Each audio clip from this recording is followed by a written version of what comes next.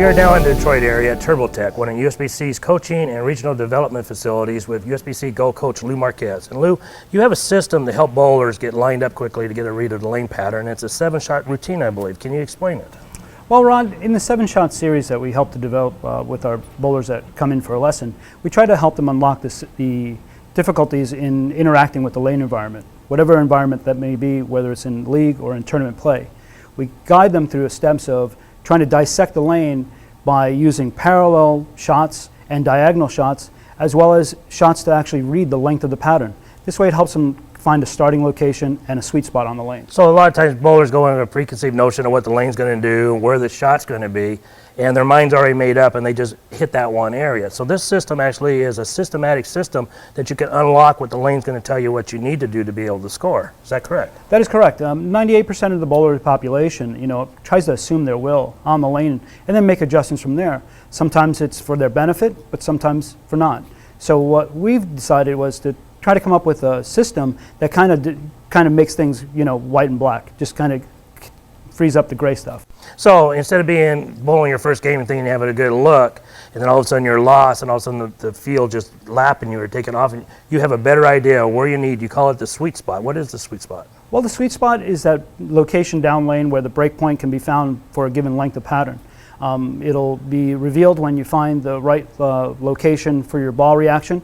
We'll look at the volumes of the lane. We'll also look at the length, and we'll look at the diagonal move based on your physical game and your rev rate to kind of see how to interact with it for the long period of 3 games or tournament play. So a lot of times bowlers, you said over 90%, a lot of bowlers go with a preconceived notion of what the lane's going to do. We always say read the lane, but really the lane talks to you.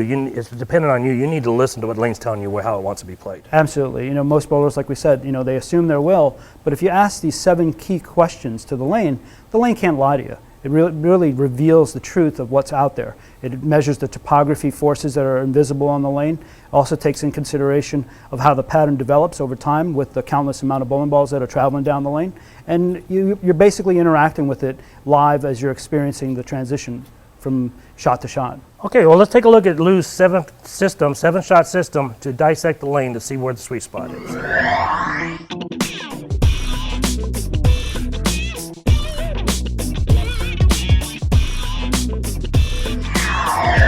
We're now going to have Bob go up to the foul line. He's going to get into his finish position. He's going to swing his arm with a little bit of revs. And what we're going to look for is the change of direction of when the rotation finds the friction at the end of the pattern distance.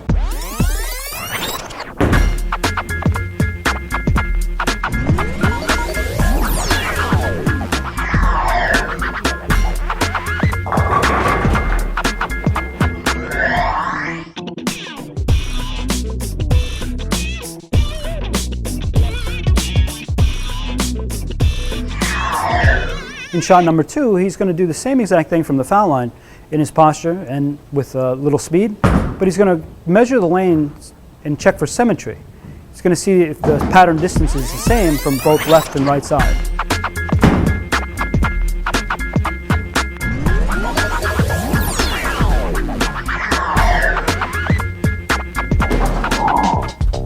So we just looked at the first 2 shots on lane 1, and we've determined that the pattern distance is a little on the shorter side, about 35 feet. We're now going to have Bob actually shoot some shots of the same type, shots 1 and 2, on the lane 2 to determine what the length of that pattern is and compare the 2 side by side.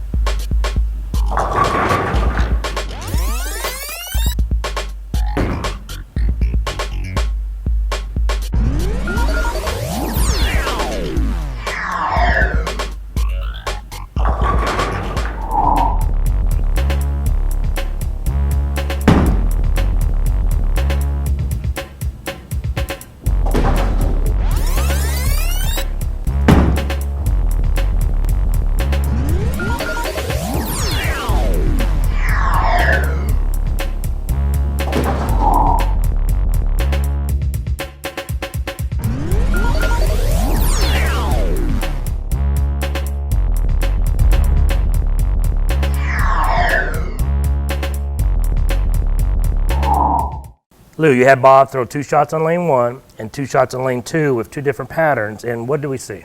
Well, Rod, you can see the differences in the distance of the pattern. And what I mean by that is that you're looking at the environment. You know, Bob's right-handed, and we're going to look at the right side of the lane more in depth. But if the lane has been bowled on, we want to find out if there's clues as to whether that distance is be affected by his shot. So whether it's a house condition where the outsides has more friction and the middles are more wet with volume, or whether they're more blended across the lane from edge to edge, we might be able to reveal that in those 2 shots that we took. Okay, now we're going to go into the shot 3 of the system. Can you describe what it's going to be? Well, shot 3 now takes your technique. It incorporates your normal physical game, and we're going to look to dissect the lane in different parallel moves. We're going to start with outside in shot number 3, 4 and 5, working our way towards the center. Okay, let's take a look and see how the system continues on.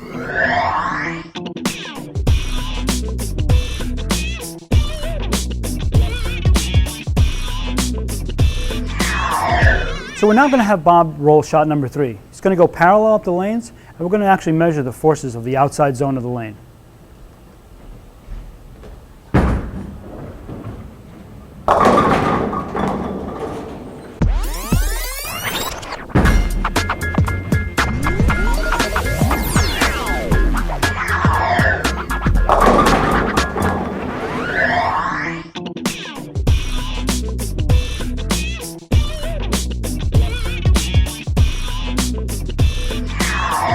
So we'll have Bob now actually move 5 boards on the approach. He's going to target the second arrow region, or the middle zone of the lane, and he's going to make the shot in a parallel fashion. And again, we're going to measure the forces of that zone.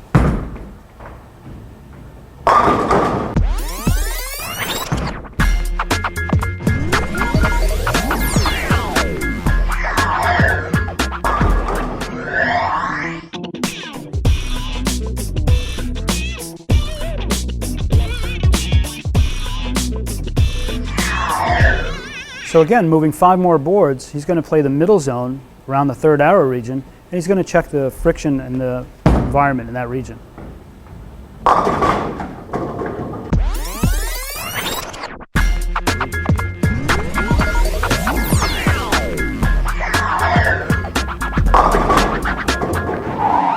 So Bob's now going to bowl on lane 2, and he's going to take the shots 3, 4, and 5 again, but he's going to measure the friction values of those 3 distinct zones.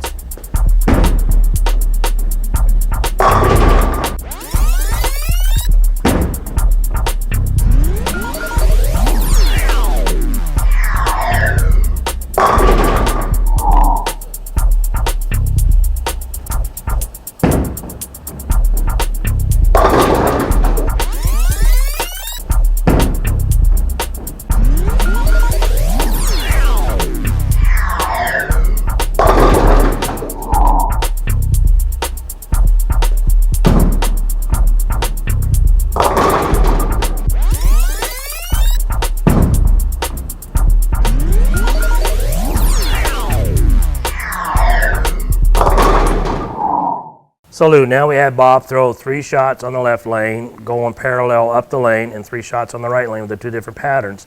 And what did we see? Well, you know, from a starting point in dissecting the lane, you can see actually that the patterns have possible starting points, but we really have to ask more defined questions of the environment. Again, what we're trying to reveal is the sweet spot. And when the sweet spot is really revealed, we'll find that there's multiple options of attacking that zone and actually having a good starting point to transition into games 2, 3, and 4, or whatever, how many series of games you're bowling. So we're only 3/4 of the way through the system. And we've seen striking on the outside on the left lane and strikes on the right lane on the outside. So a lot of bowlers in practice think I found the shot, and then they just camp out there and stay there when they really haven't found out the true identity of the pattern. And that's typical of what we'd find in a house condition. You find multiple angles of attack that you can, start off with. But in actuality, if you're bowling in competitive environments, you may get stumbled a little bit in using that system. And again, we'd never want to assume our will on the starting point. We want to ask as many questions as possible and dissect the lane appropriately to reveal that sweet spot. Okay, so let's look at the next 2 shots on this system.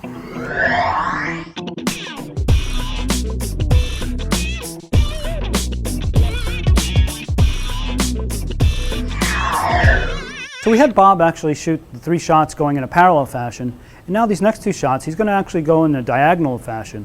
He's going to go across the grain of the lane, going from second arrow out and from third arrow out.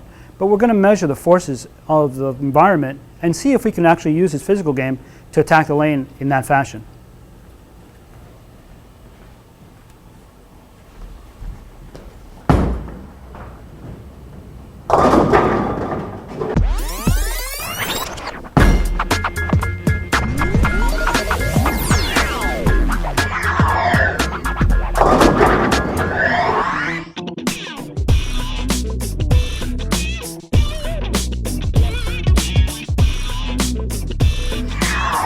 Shot 7, he's going to go across the grain, third arrow region, out to the outside, and see if he can find commonality between the zones going parallel as well as diagonal.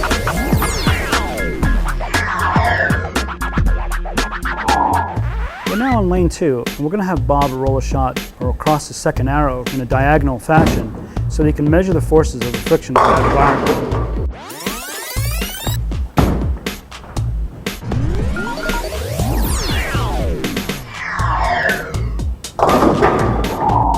So we'll now have Bob move in 5 boards and play the middle zone at a diagonal angle so that he can measure the forces of the friction of that environment.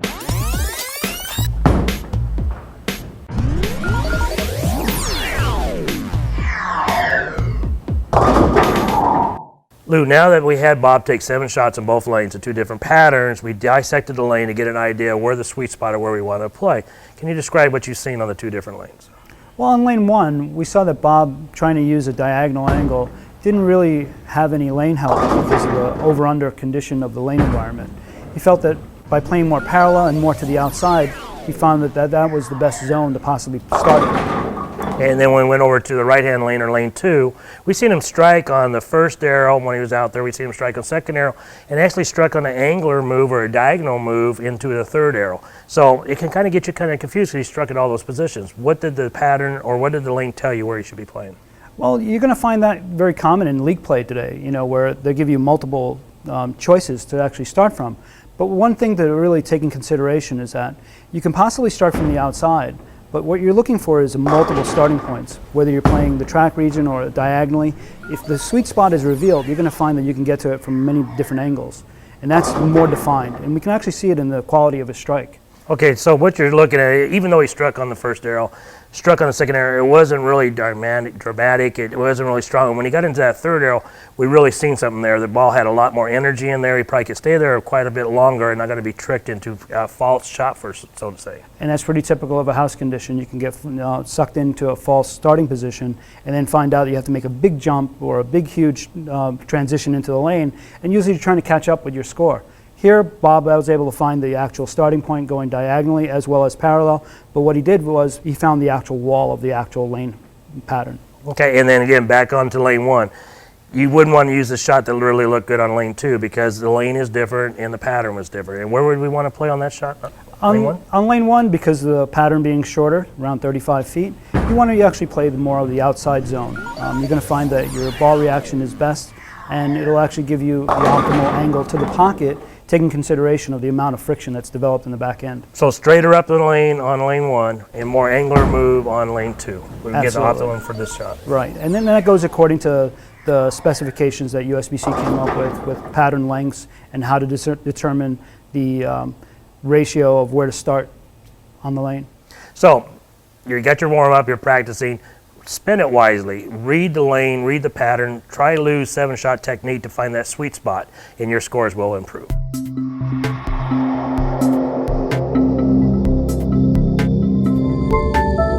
Lou, one of the tips I think we want to get into is eye dominance. As coaches, we see eye dominance with our players, and it goes from the left eye versus the right eye, right-handed players versus left-handed players, and they'll see the lane differently than we do as coaches, and it's critical a lot of times about how they play the lane or how they line up. Absolutely. Not only personality goes into eye dominance and investigating how a person thinks or interacts with hand and eye coordination, but in bowling, I look at it primarily in looking at the setup. I look at how that influence of the eye dominance can influence how accurate a player can be. Now, there's several ways that you can find out their eye dominance, right in the stance, and look and find out what their dominant eye. And I think a lot of players out there don't know whether they're right eye or left eye dominant.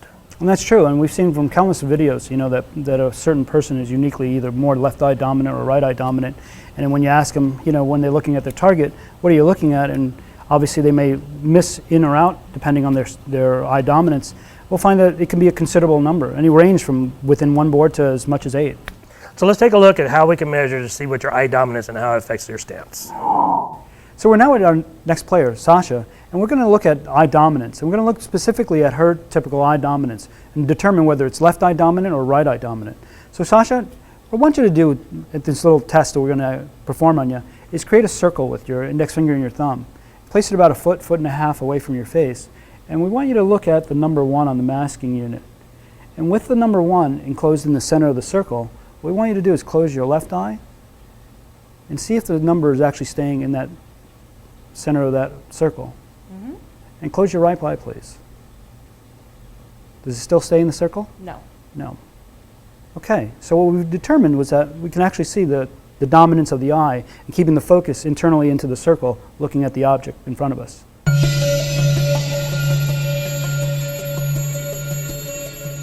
So we determined that Sasha is right eye dominant. And what we're going to now do is make sure that her setup is in alignment with her dominant eye. So what we'll do is check to see if her position in the beginning is adequate for her dominant eye. So right now she's actually more centered, so we're going to get her lined up. We're also going to make sure that her spinal tilt is in the right location, making sure that her dominant eye is over the ball. And that should be a good position for her to start with. With Sasha's alignment now set, what we're going to make sure is making sure that hand and eye coordination is set. So she'll actually swing the ball, keeping it underneath her dominant eye, and deliver it down the lane to her target. As we've seen with Lou and Sasha, demonstrated how to find out your dominant eye, how it can affect your setup and your swing. Do you see this problem with other students that come in here about the dominant eye, not knowing what their dominant eye is? Well, pretty typically, that's what we find with a lot of beginner bowlers that are just learning the setup technique, whether it be from a beginner coach or someone instrumental in their life. But what we find is that some of the old techniques are kind of being influenced in their decision in the setup, where the ball placement may be a little bit further away from the center of the body, not incorporating the dominant eye, and what you typically see is some kind of a loop or a swing being developed because of that factor. You'll hear coaches too and students complaining, I hit my mark, no you didn't hit your mark, that debate going back and forth. They're looking at a different angle and their eye dominance is going to influence what they think they see or what they think they hit. Could be different things, and again, it's whether you think you hit what you're looking at, that's the important thing, whether it actually crossed the actual board or not. So again, knowing your dominant eye is very crucial for setup, arm swing, and consistency in the game.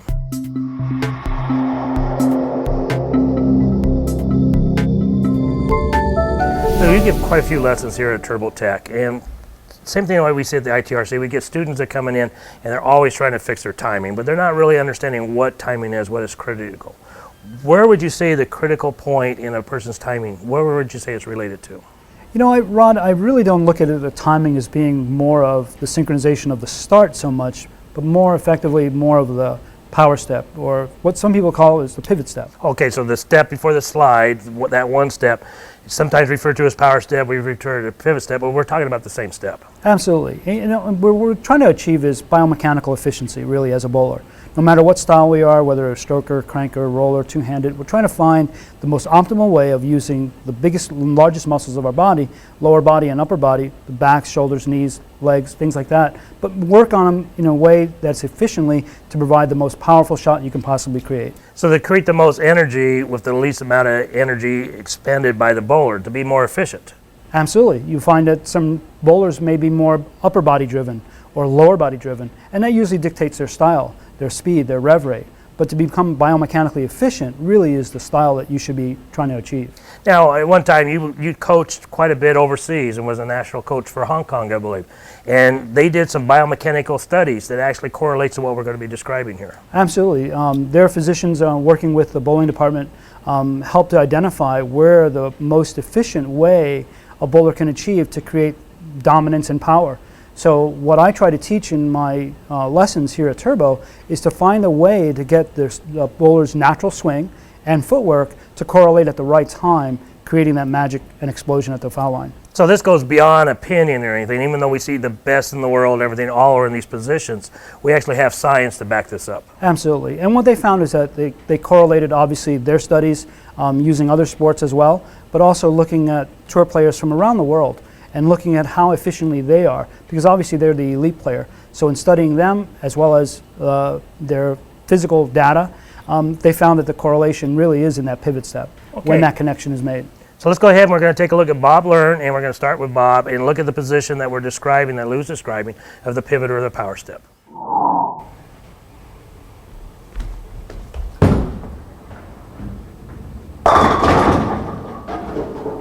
So we're now going to put Bob into the position where we kind of look at the pivot step or the power step as we described and get an understanding of where that position is for this bowler. So what we're going to find is that the ball has actually achieved the highest point in the swing, and the right foot for his power step is at its maximum compression point. You're going to find that the flexibility of the knee is ready to transfer the energy to the left leg and actually get into the slide at this point and drive that energy forward with the thrust of that motion of going through the lane. As we see with other players, we can identify that the peak of the top of the backswing is achieved at the same time as the compression of that right step for this bowler. In this model, Chris Barnes, you're going to see that the inertia of the ball's movement going up or down is at its peak. It's actually at a stationary point, and he's going to enter that pivot step or power step, and that the energy of the body now, the lower body compressing and the upper body, is going to actually create the power to drive that swing in to the finish and actually create maximum rotation with maximum speed potential. In this next example, you're going to see a higher performance athlete with a much higher backswing, but achieving that same point where that compression state with the right leg is at its maximum potential, and you can see the swing actually at its highest point. And in this next illustration, we're going to show a female here, Deandra Esbaty, and look at the actual movement of her technique and see how that is influenced by that power step. We're going to look for the peak of the top of the backswing and how that's correlated with the power step in here, and actually watch that transfer of energy as she pushes and drives to the finish, and watch that momentum and inertia actually create the swing and the speed and release. We're now going to look at Shannon Pulowski, and we're going to look at her physical game, in which she enters into that pivot step. As she enters that pivot step, you'll see that the ball is reaching its peak in the height of its backswing, on the backswing, and we'll actually watch that transfer of energy again, like we mentioned, and how that creates that momentum of the swing moving downwards to generate the power and rotation that's needed to actually get her ball motion at optimal performance. So Lou, we looked at several high-end bowlers, and we had Bob here as a live model of what a high-end bowler timing is at that pivot or power step. And they all get there differently, but they're all in the same place going into the slide. You know, and they're all operating at a peak efficiency, and that's the big key here, is that, you know, traditional bowling, you know, or textbook bowling, you know, where we start the swing at a certain key part of our footwork, isn't necessarily the key for attaining peak performance. But what we have to identify is more of the movement of when to move the swing in correlation with the feet to achieve that match or that synchronization at the top. Because there's so many different body types, body styles. Some people have longer legs in relationship to their arms, longer arm relationship to legs. They have to start at a different time. So sometimes by traditional book, they might be starting in late or early, but really we're looking at that pivot or power step, how they get into that so they can be efficient coming out of that step for the delivery. Absolutely. You know, and you have also different styles of height of the backswing, and that's always going to correlate to, you know, when we're going to move our upper body posture and whether it's going to be more inclined or more upright. And all these factors come into play, but the key is efficiency. How do we attain the maximum amount of rotation with the maximum amount of speed so that we can use that energy for ball reaction? So, to summarize, we want to make sure we want to look at the approach as two parts, getting into the pivot or power step and coming out of it. And we want to adjust how they get into it for the efficiency execution of coming out of the power step. Absolutely. And you know, when bowler comes in for training, they come for a lesson, I've really never had them say, hey, listen, I want less power. You know, in today's game, everybody's looking to match up to the two-handers. So we want to go for maximum power, maximum revolution, and slowly use that to adapt to the given lane environment. So to increase your efficiency and your power, definitely see a certified USB-C coach, look on video and see where you're at that pivot or power step.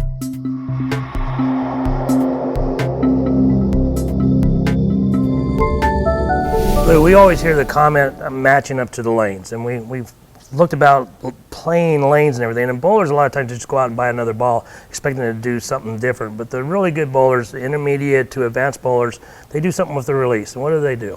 Well, you know, it's more of an expansion of your physical skills, understanding more about what your physical body or your wrist positions can do to create additions to your arsenal, really. So it make one ball seem like several balls just because of how you can release the ball differently. So the physical game virtually stays the same. It's just that fine-tuning of the release or matching up, that term gets thrown out there quite often. And then that's correct. The big key, though, is the expansion of what your versatility really can create. You know, I see a lot of times with bowlers at intermediate to higher levels that if they just learned one new option in the release position at the release point or in the setup, that might actually create boards of adjustment room on the lanes. So you're changing the distance the ball goes down the lane or skids. You're changing the reaction on the back end and the angle just by hand position. And you're effectively changing energy is what you're doing. And that allows the bowler now to match up as the lane transitions. Because the lane's evolving, so should the bowler. Okay, so let's take a look, and we're going to get Bob up here. We're going to do some demonstrations. There's many different positions of the release. Some of the best ones are obviously using the neutral position, of which most of us already have. You'll find that as being more of a stable position with the wrist from behind. But one of the options that you have to increase rotation, or better yet, get the ball to have an earlier break point on the lane, could possibly be of cupping of the wrist, getting the fingers more underneath the equator of the ball, and you'll see the actual bending of the wrist in this position. This will impart more time for the fingers to rotate out of the ball and gyrate onto the lane. So that's one option. Another option is to have an open-handed release, where we actually break the wrist back, and this actually will impart a little less rotation, but this will then effectively create a little more longer distance down the lane without as much of a strengthened reaction on the back end. So these are two options of wrist cupness, or neutral to dominant or strong wrist positions. Now, the next one we want to talk about is the rotation part of the release. And here we can actually tilt the rotation and opt for positions where the hand is more on either on the side of the ball or more from behind the back of the ball. These positions will create a dynamic force in rotation style. So you'll see the angle open up more as we actually rotate the wrist around the side of the ball, creating more strength of the back end reaction. So if you're looking to create different dynamics of release, these are some multiple options that you have with wrist cupness as well as rotation. And any option here could find the best match or solution to compete on today's given lane condition.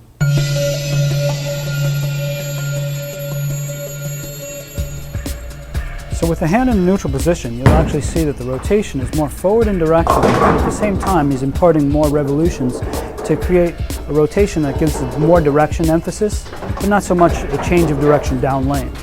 This is good when you're matching up to conditions that are more problematic and more sensitive to left to right diagonal moves.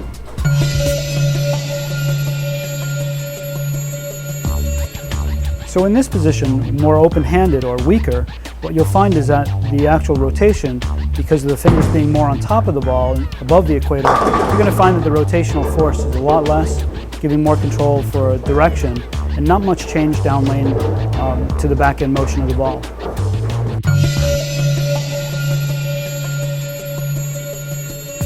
So with the wrist in a much stronger position, we're going to actually see more time and more emphasis of the actual fingers orbiting through the ball, creating more rotational force and a much stronger change down lane. This force is good when we're looking for opening up the lane or trying to use more of a diagonal rotation to get more emphasis of a stronger back end reaction.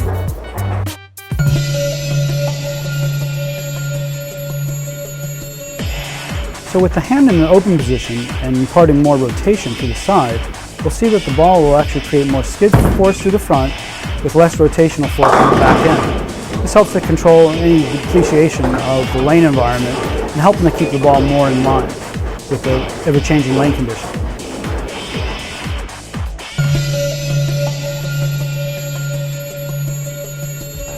With the wrist in a stronger position and imparting more side rotation at the release point, we'll see that the ball creates more skid through the front, but also a huge dynamic change on the back end, creating the ball's movement from the break point from right to left with a stronger entry angle.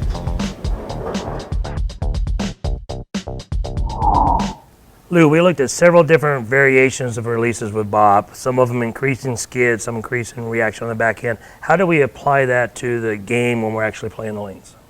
Well, Rod, you want to use different variations of the release when you're trying to match up to the sensitivity or the strength of the lane condition. Playing when the lanes are more dynamically drastic in reaction might welcome a neutral position or a slightly more open position. This way you can impart more forward direction of rotation to match up to the sensitivity of the back end. So like a shorter pattern with a high volume, we don't want to have a reaction that's very drastic down lane. We want to actually smooth the reaction out. So we probably want to get a little weaker, a little more up the back. Absolutely. Again, we use a saying here in the training center. It says, when there's fire, bring water. Never try to utilize, more friction or enhanced reaction when the environment's very drastic.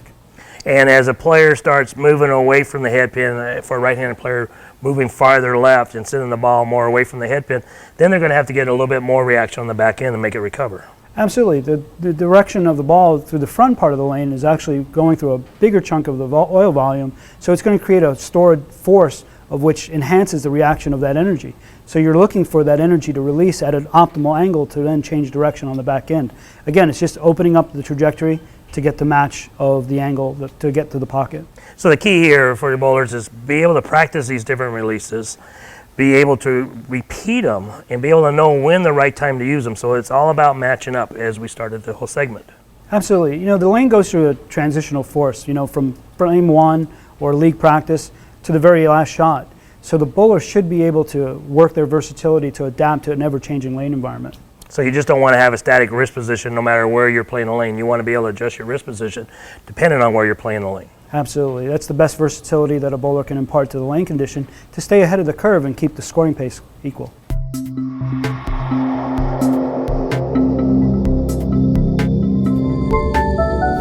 For your league bowler and tournament bowler, a lot of times, Lou, we actually see the ball distance from the ankle, it gets away from it and they're in a weaker position. They're not be able to control the release, control the ball motion going down the lane.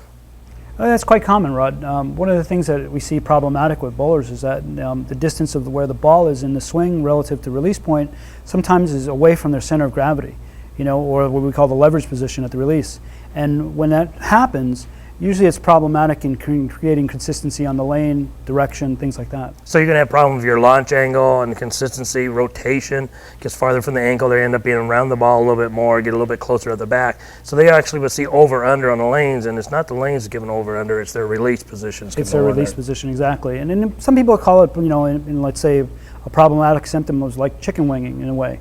But again, it's the distance of where the ball is relative to your finish position at the bottom. We typically want to see that more dominant underneath your dominant eye, underneath your head, and underneath your core of your body. So how close to the ankle do we want it at the bottom of the swing, at the release? Well, some people have said that it's really, really close. Sometimes you can just get a piece of paper in there. Obviously, that might be a little too tight for some. But the big key, I think, is just maybe within an inch, from your ankle. But the key is underneath a good stack leverage position at the bottom of the swing.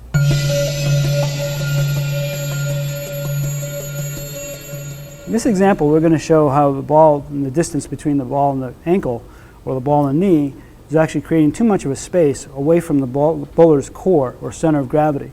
This position can kind of create havoc in direction and control, and create problems when trying to direct the ball down lane.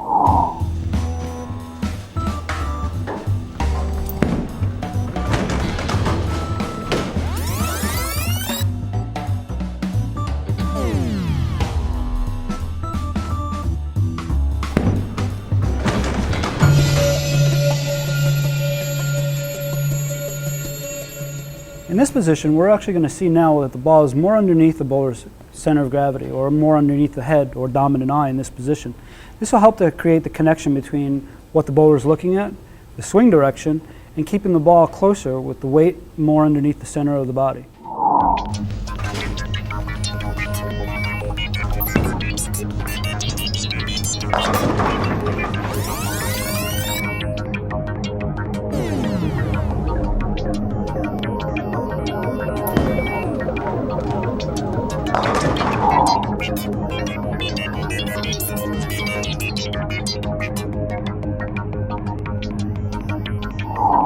As we've seen, Lou, it's critical for a good leverage position, the release, to get that ball close to the ankle, underneath our head and shoulder and our dominant eye, so we can have as much energy as possible transferred to the bowling ball. And that's true, Rod. You want to keep everything consistent. You want to keep the swing direction and the accuracy in tight with the dominant eye, like you mentioned. But again, think about it from a different standpoint. You know, which one's easiest? Having weight, you know, away from the side of you. Think of it like queuing up at an airport. You know, you're taking your luggage by the side and you're trying to move up on the line, or is it easier having it close to you? Obviously closer. And with any heavy object, you want to keep it underneath your head. So it's going to be, you want that bowling shoulder to be slightly lower. We want to kind of, they call it drop it slightly lower. We want that arm coming down to our ankle, a slight angle into our ankle, so we keep that ball underneath our core of our body. Absolutely, and that keeps the direction of the swing in tight and in consistency with the direction of the vision and the target on the lane. So you want to get that shoulder down, you want to get that ball next to your ankle to have a strong leverage release.